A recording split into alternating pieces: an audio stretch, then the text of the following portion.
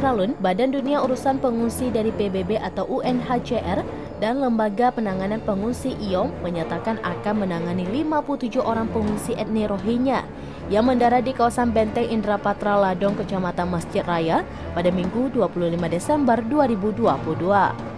Menurut PJ Bupati Aceh Besar Muhammad Iswanto SSTPMM, sesuai hasil koordinasi dengan Kadis Sosial Aceh, Dr. Andes Yusrizal, maka para pengungsi itu ditampung sementara di gedung UPTD Dinsos Aceh di Ladong atau tidak jauh dari lokasi pendaratan para pengungsi di kawasan Benteng Indrapatra, Kecamatan Masjid Raya.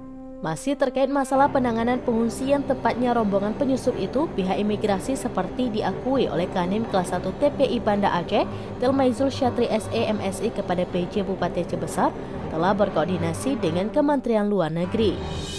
Pihak Kementerian Luar Negeri juga akan segera turun ke Aceh untuk melihat dan menyelesaikan masalah pengungsi Rohingya itu.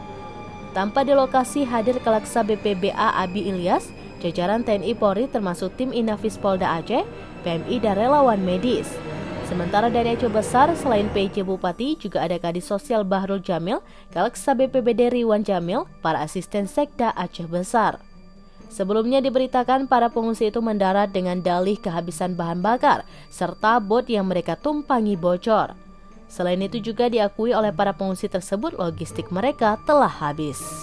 Dari Aceh Besar, Henry, Serambinus.com.